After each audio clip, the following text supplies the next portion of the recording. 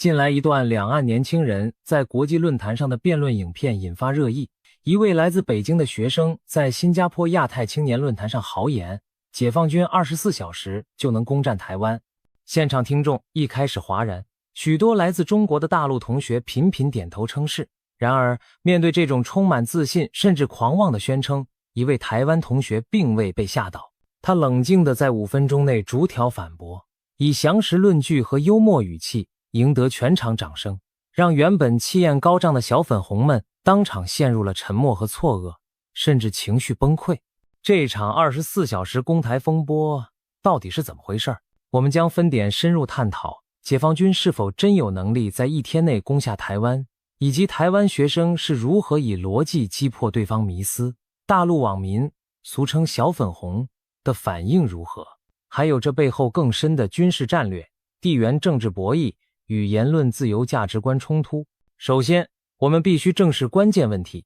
解放军真的有实力在短短24小时内拿下台湾全境吗？这个说法听起来颇具戏剧性，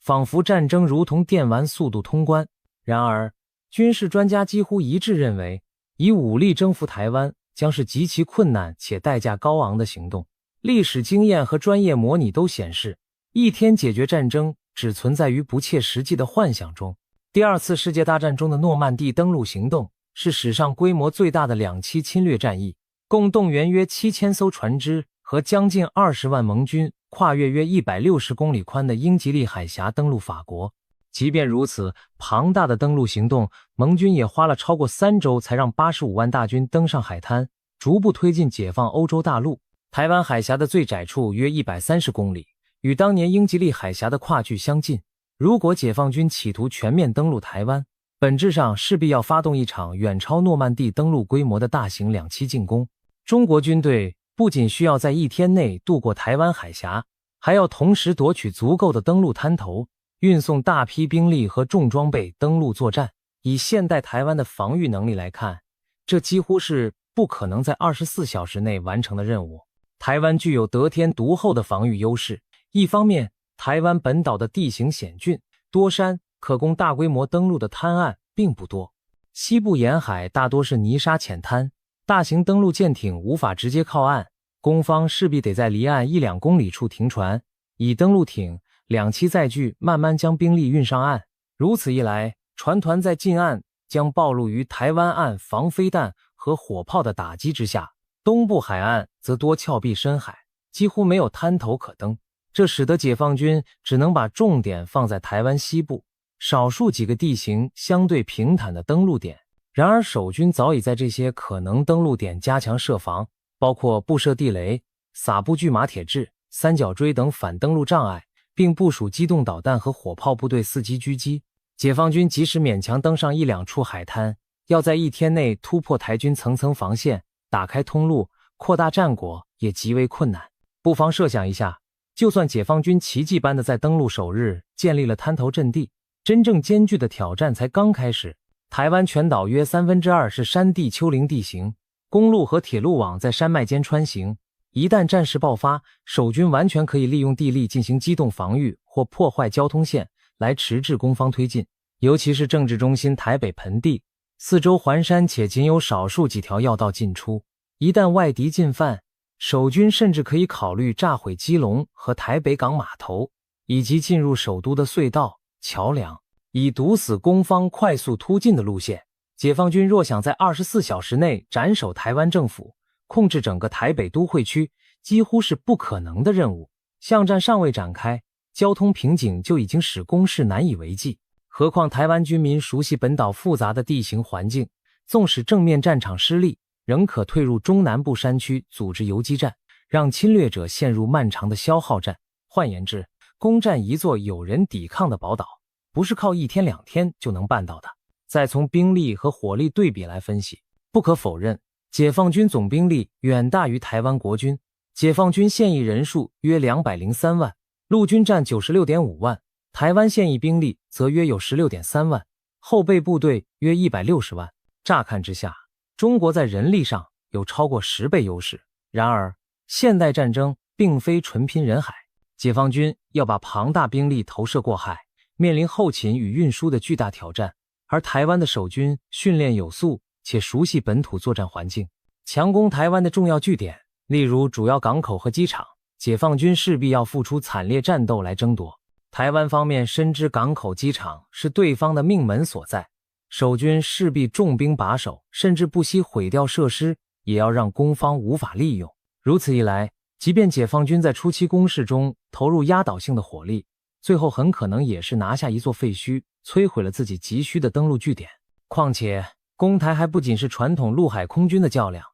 网络攻防和电子战也将在开战首日扮演重要角色。解放军或许会发动强大的网络攻击，瘫痪台湾的通信和电力系统，但台湾也早有准备，成立专责资安机构，强化网防能力。就算初期基础设施受损，台湾社会仍有韧性进行防御，不会因断网停电就缴械。最后，国际干预的变数更让24小时速战的剧本难以实现。中国若对台动武，美日等国几乎不可能袖手旁观。美军战机从日本或菲律宾基地起飞，1小时内即可抵达台湾上空，拦截中国军机。这意味着解放军根本没有无干扰打满24小时的时间窗。美日联军和台湾协防部队在周边海域待命，一旦中国登陆舰队现身，势必展开攻防战争。多家智库兵棋推演显示，解放军试图武力犯台的结果常是两败俱伤，战争可能持续数周之久，各方伤亡惨重，最终台湾多数情况下能守住自主地位。报告结论写道，攻台能成功吗？答案是否定的。代价有多大？答案是极为巨大。如此高风险高成本的一场战争，岂是一日之内可以分出胜负？即便有少数极端鹰派声称解放军几天内便可统一台湾，但连他们自己也承认，若久攻不下，将动摇整个政权稳定。例如鼓吹武统的中国学者李毅就夸下海口，我认为共军3天就能拿下台湾，如果20天打不下台湾，整个中共政权就要崩溃。这种罔顾现实的说法，既是一种自我施压式的幻想，也从侧面证明北京方面其实深知速战不易，一旦拖延将陷入极大被动。综上所述，解放军24小时攻占台湾纯属一厢情愿的想象。无论从军力投送、地形环境、防御准备或国际干预来看，台湾都不是轻而易举可被席卷的对象。战争从来残酷而复杂，不可能像翻书一样按预定剧本迅速结局。正因如此，两岸僵局迟迟未能以武力解决，轻视对手只会酿成大错。真正有理性的军事决策者不会相信一天灭台这种离谱剧本。在论坛现场，面对大陆学生咄咄逼人的24小时攻台论断，台湾女学生林同学并没有被气势压倒，相反地，她露出淡定的微笑，礼貌地要求发言，随即以条理分明的分析展开5分钟的精彩反击。她的论点严谨而不失幽默，言语风格冷静克制，却句句切中要害，让在场观众听得目不转睛。以下我们根据影片内容与后续网络讨论，重点整理她反驳的逻辑和风格。首先，林同学点出了对方论述中最脆弱的部分，过度乐观且缺乏依据。他开门见山反问道：24小时内就能解决战争，请问这个结论的依据是什么？此言一出，现场一阵安静。接着，他援引了历史与专家观点佐证自己的质疑。他提到第2次世界大战诺曼底登陆的例子，盟军花了数周时间，付出重大伤亡才攻下法国一隅，那还是在德军腹背受敌的情况下。相比之下，台湾有坚强的自卫意志与充足准备，中国凭什么认为1天之内就可以全面控制台湾？这个类比生动形象，让对方的速战主张显得异常荒谬。接下来，林同学逐一剖析了中国攻台可能遭遇的现实困难。例如，他谈到台湾的地理环境，我们的海岸线不是开门迎客的红地毯，而是布满地雷和巨马的危险海滩。他并解释了浅滩地形如何限制解放军登陆船只靠岸，需要将坦克装甲车在距岸1-2公里外就放下水，相当于让对手的重装备在海上慢慢爬行，活生生变成靶子。这番描述引来不少听众会心一笑。林同学进而指出，就算一小部分解放军登陆成功，迎接他们的将是台湾复杂的山地和都市巷战，攻进台北容易吗？我们首都四周都是山，进来之后可能发现出去的路都被我们炸断了。他的语气平和，仿佛在阐述一个再自然不过的事实，但内容却不乏讥讽，让人大胆想象解放军陷入台湾地形迷宫的窘境。除了军事面的分析，林同学也举出国际因素来强化他的反驳。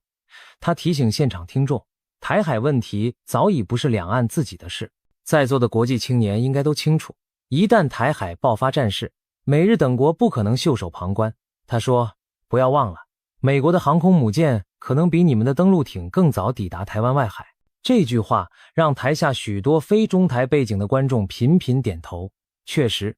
以中共解放军目前的海空实力，要阻挡美日支援恐非易事。林同学甚至举了近期美国智库兵棋推演的结果来说明，美中在台海开战往往是两败俱伤，中方未必捞到便宜。他引用报告中的结论，解放军无法速胜，只会两败俱伤，明确驳斥了对方轻松取胜的幻想。大陆学生先前声称美国不敢真正介入，林同学则用实力驳斥，这种想法太过天真。乌克兰的例子难道还不够明显吗？民主国家不可能对盟友见死不救。他冷静陈述的同时，也隐含将两岸问题类比俄乌战争的弦外之音，引发现场一阵低低的惊叹声。更引人注目的是，林同学在论证时还不忘点出人道与价值观的层面。他郑重提出一个问题，就算你们有能力武力攻台，你们真的准备好对付2300万不愿屈服的台湾人民吗？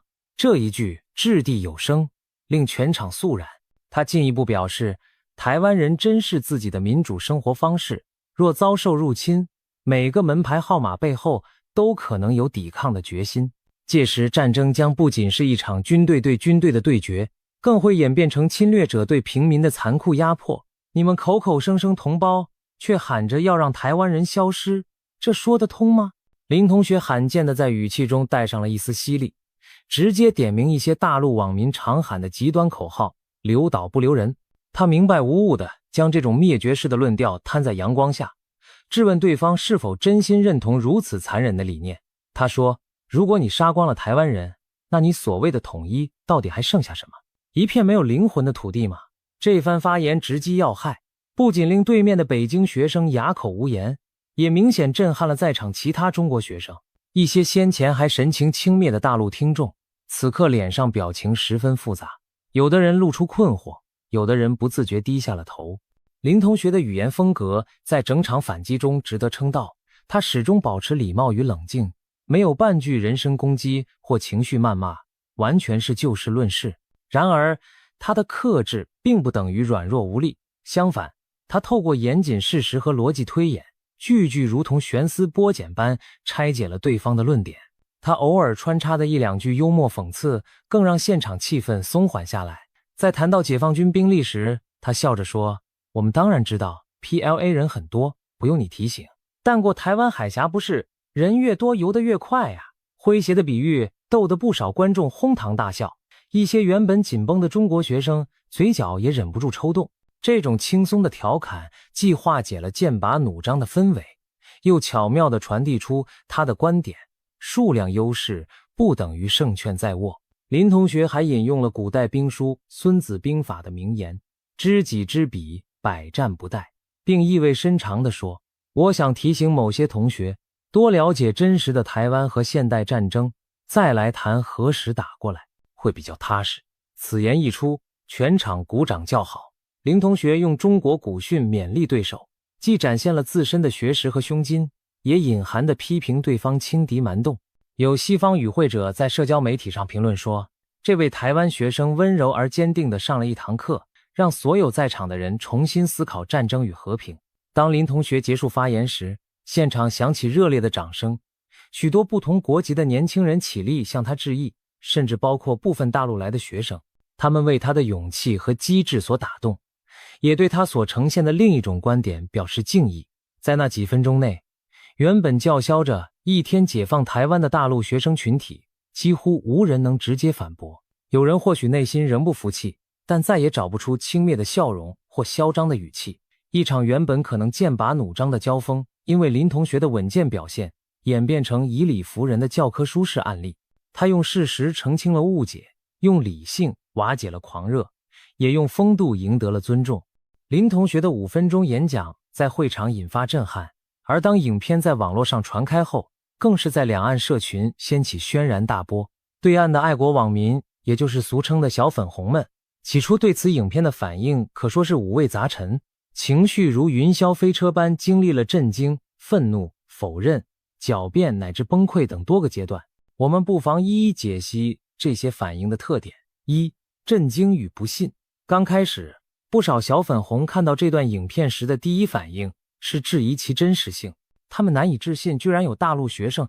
在公开场合被台湾学生驳得哑口无言，更不敢相信台湾方面的论述得到众人支持。一些人在微博和微信的私密圈转发影片，配以震惊的语气：这是假新闻吧？怎么可能有这种论坛？由于中国国内媒体不可能报道这类事件，小粉红们只能通过翻墙到 YouTube 或推特获取信息。他们中有些人起初怀疑这是台独宣传片或美国策划的戏码，一度不愿承认这是真实发生的辩论。认知失调使他们感到错乱。长久以来灌输的观念是统一大业所向披靡，台湾人不堪一击，如今却听到完全相反而且言之有物的论点，这种巨大的反差令他们深受冲击。2. 愤怒与攻击。随着更多人确认影片内容确有其事，小粉红社群的情绪从错愕转为恼怒，许多愤怒的评论开始出现，他们矛头直指那位台湾女学生和支持她的观众。一些小粉红在网上以不堪入目的字眼辱骂林同学，称他为台独 XX 每日走狗，甚至扬言统一后第一个枪毙他。还有人怒批现场其他国家的观众被台独洗脑，一起欺负我们中国学生。这种情绪化的人身攻击其实正反映出他们理屈词穷后的挫败感。当无法在理据上反驳对手时，小粉红常见的反应就是转而攻击对方人格或立场，把理性讨论上升为爱国立场斗争。他们大声辱骂以宣泄愤怒，同时也试图用政治不正确的帽子压过论辩焦点，仿佛只要给对方贴上台独标签就能否定其所有观点。这种做法在熟悉的大陆网络环境或许有效，然而在自由国际论坛上，这种表现只会让人觉得失态又失礼。3. 狡辩与扭曲。随着影片持续发酵，也有一些稍微冷静下来的小粉红开始转换策略，试图在论点上做文章。他们提出各种反驳，试图扳回颜面。然而这些事后诸葛式的狡辩往往站不住脚。举例来说，有人声称24小时攻台指的是解放军能在24小时内攻占几个关键据点，并逼降台湾政府，不是字面上占领全岛。这听起来像是替原先夸口的说法打圆场，但林同学的发言其实已事先预测到这种论调。他强调台湾不会因首都失守就放弃抵抗，何况要真正控制2300万人的岛屿，岂能一日奏效？也有小粉红辩称大陆学生不是军事专家，他说错不代表解放军不行。然而问题在于，大陆内部长期缺乏这类理性讨论空间，以致许多学生才会对武统时间线产生不切实际的想象。林同学点出的正是这种迷思背后的认知落差。还有人转而攻击台湾防务，称台湾这些分析都是纸上谈兵，真正打起来一下就垮。然而面对国际权威智库、历史经验的实证，他们的强词夺理显得十分空洞。总体来说，小粉红试图反驳的内容多数还是在重复他们从官方宣传汲取的论调，缺乏新信息与可信依据，难以动摇大多数中立观众对林同学观点的认同。4. 崩溃与反思。随着时间推移，一部分小粉红从最初的激动中冷却下来，有些人开始出现近似崩溃的迹象。所谓崩溃，既包括情绪上的失落，也指其论述逻辑的全面瓦解。在公开场合，被台湾学生以井然有序的分析反驳，让他们颜面无光。更残酷的是，林同学提及的事实和数据刺痛了一些较为理智的大陆网友，使他们不得不面对一个可能性：武统台湾并非探囊取物，而可能是一场噩梦。有匿名大陆网友在论坛上留言感叹，一直以为解放军肯定碾压台湾，但看了这分析，才发觉我们好像想得太简单。这类言论在中国国内网络几乎无法公开发表，但在海外社群却开始出现一些小粉红，甚至产生被欺骗感，觉得自己过去被官方舆论灌输了过头的乐观主义，现实也许并非如央视军事节目所描绘的那样。当然，更多的小粉红选择对这种反思充耳不闻，继续躲回他们熟悉的同温层里寻找安慰。但无论如何，林同学这段演讲犹如一颗投入湖面的石子，在小粉红心中激起了涟漪。哪怕大部分人转瞬又将之遗忘，至少在那一刻，他们的内心防线曾经动摇过。值得一提的是，还有极端案例显示小粉红言行在国际环境中引发的强烈反弹。例如，曾有中国留学生在美国课堂讨论台湾议题时，公然用汉语喊出留岛不留人的狠话。此言一出，令在场的美国教授震怒，当场斥责他滚出教室，并要求校方处分。这位中国学生最终在异国他乡踢到铁板，不但未能爱国出征，反而丢尽颜面。这件事在华人圈广为流传，让不少小粉红大跌眼镜。毕竟在中国网络，叫嚣武力犯台乃至武力消灭台湾人的言论时有所见，几乎成了一些民族主义者的习惯用语。然而放在文明社会，这种充满仇恨和种族灭绝意味的言辞是完全不能被接受的。小粉红在国内习以为常的网络爱国话术，一旦走出防火长城，就可能碰得头破血流。林同学在论坛上的沉着反驳，某种程度上也扮演了类似的当头棒喝角色，让小粉红们意识到，在一个开放的讨论空间里，空喊口号是行不通的。武统神话更不是国际社会所能信服。当然，我们也看到有少数较清醒的大陆网友对此事持不同反应。有人在墙外论坛留言表示，其实那台湾女生说的没错，攻台湾没那么容易，咱们国内宣传太过头了。这种声音虽然微弱，却代表着理性思考的可能性。也有旅居海外的中国人坦言，看了林同学的演讲，对台湾年轻世代有了新的尊重。他们反思道，与其动辄叫喊武统，不如思考两岸如何真正沟通。只可惜在中国国内的舆论场，这些理性的声音往往被淹没或晋升。然而不可否认的是，林同学那充满智慧和勇气的5分钟，确实为部分原本盲目自信的人敲响了警钟。小粉红们这次集体崩溃，或许正是一个契机，让更多人有机会看清现实，走出信息茧房。撇开网络舆情，我们更需要从军事战略和地缘政治的高度审视24小时攻台命题背后所牵动的复杂博弈。台海问题之所以敏感，就是因为它不仅是两岸间的事，也是牵一发而动全身的国际战略焦点。在这场角力中，各方势力的算计与顾忌，使得闪电战解放台湾的剧本更加难以上演。从中国的军事战略看，北京若真决定武力犯台，势必要追求速战速决。这并非因为他们有绝对信心快速取胜，而是因为拖久了，胜算只会越来越低。正如前文所述，美国、日本等国介入是迟早的问题。因此，中共的理想剧本是一场快速的斩首行动，在开战最初24到48小时内，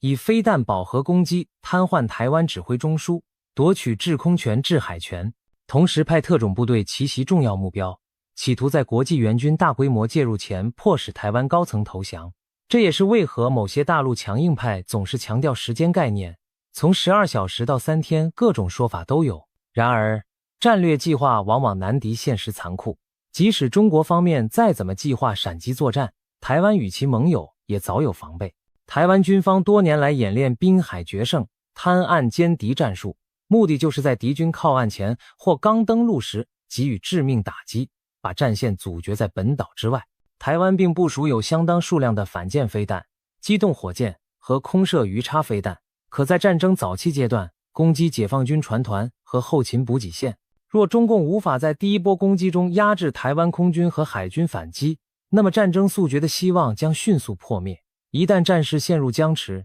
时间将站在防御者一边。美日援军陆续到位，解放军反而可能陷入腹背受敌的险境。地缘政治层面，台湾的命运早已和国际安全架构紧密相连。从美国的角度，台湾是第一岛链的重要一环，一旦台湾被中国吞并，美军在西太平洋的防线将大幅后撤，印太盟国的信心也将受挫。因此，美国多次放话，台海有事，即等同美日同盟有事。日本则是台湾为其西南防卫线的延伸，特别是台湾与日本冲绳距离很近，若台湾落入解放军之手，日本本土和海上交通线将直接暴露在中国军力威胁下。近期日本政要更明确表示，不论美军是否参战，日本都会全力协防台湾。这表示中国若攻台，几乎等同同时向美日开战。这样的多线作战对解放军而言将极其不利。李毅等鹰派学者自己也承认，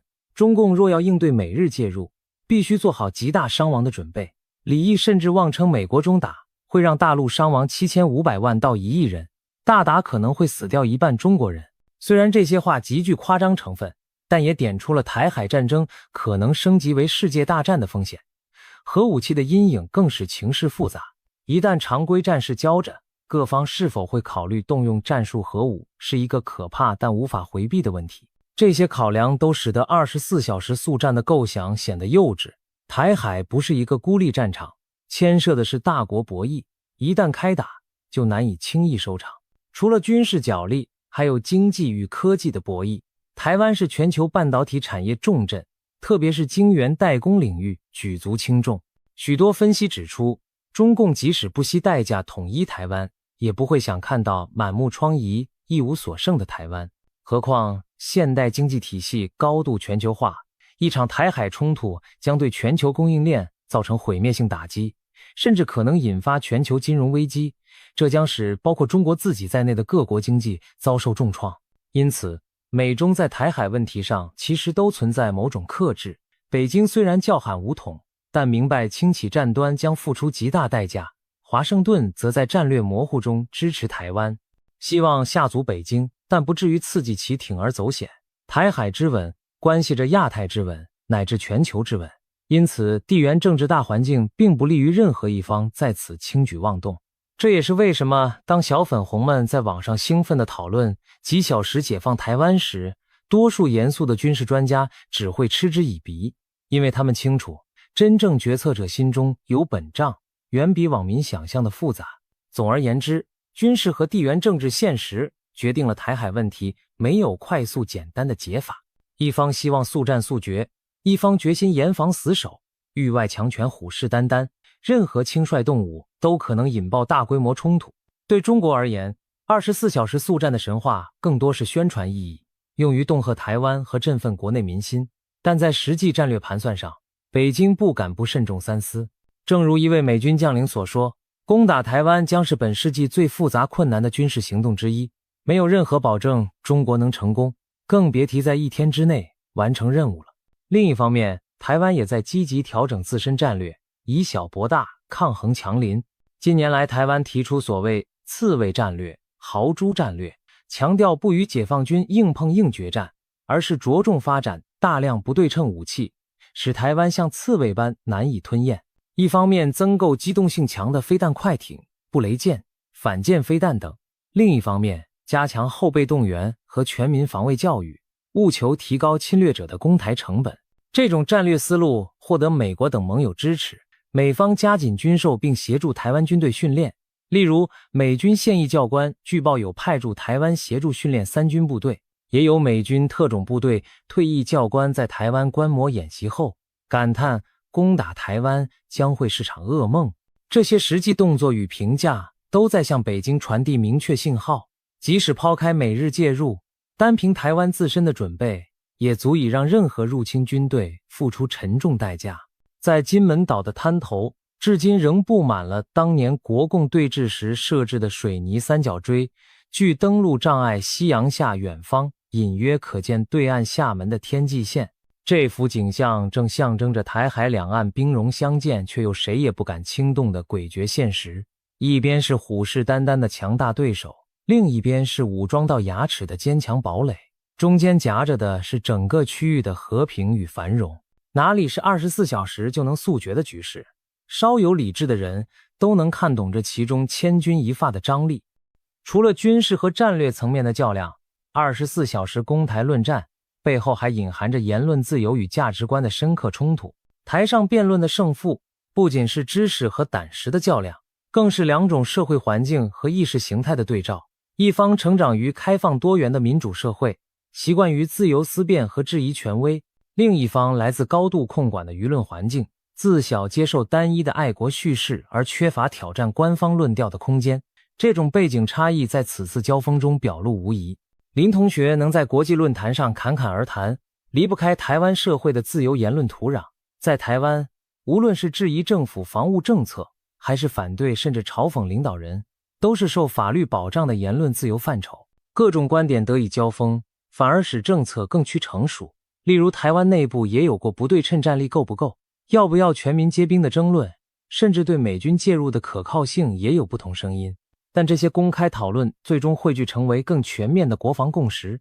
林同学正是在这样的环境下长大，因此他面对武统台湾这种尖锐命题时，才能以平常心论事，不会唯唯诺诺附和。而他的对手赵同学显然从未遇过公开质疑解放军必胜的场合。在中国，公开唱衰解放军战力可能触犯法律。近期大陆还通过英雄烈士保护法等法规，对诽谤贬损人民军队者予以重罚。一名大陆网民因在网上质疑解放军在中印冲突中的伤亡数据，就被判刑8个月。这种高压之下，中国舆论几乎一面倒地吹捧解放军的强大，渲染统一进程不可阻挡。久而久之，像赵同学这样的大学生，自然就把一天攻台这类未经验证的好语当成常识。当他走进自由论坛，才猛然发现自己很多常识其实经不起推敲。然而习惯使然，他一开始只能附送宣传话术，完全没有资料和论述能力去应对质疑。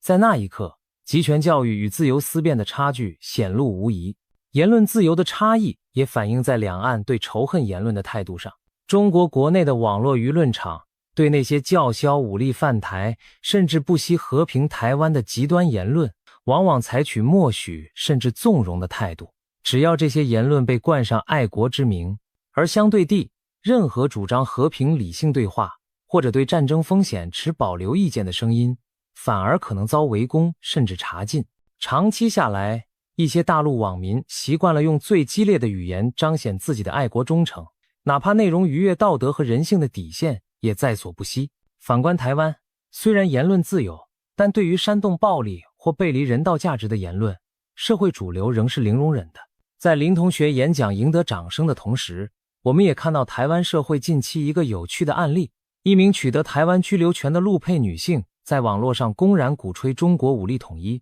被台湾政府以危害国安为由撤销居留，限令出境。此事引发部分大陆网友讥讽，台湾也没言论自由，但台湾舆论主流支持此举，认为言论自由不包括鼓动消灭自己的自由。毕竟，对一个生活在台湾享受自由的人来说，公开支持外国对台动武已非单纯言论，而近乎预备行为。这反映出台湾社会对自身民主安全的珍视。也许正是因为看过集权的黑暗，台湾人在捍卫民主价值时格外果决。在国际场合，价值观的碰撞更加直接。前述中国学生喊出留岛不留人被美国教授赶出教室的事件就是极端例子。一方认为自己在表达爱国热情，在中国受过的教育让他觉得武统言论理所当然，但在普世价值观看来，那已是赤裸裸的种族仇恨与暴力威胁，严重违反文明社会准则。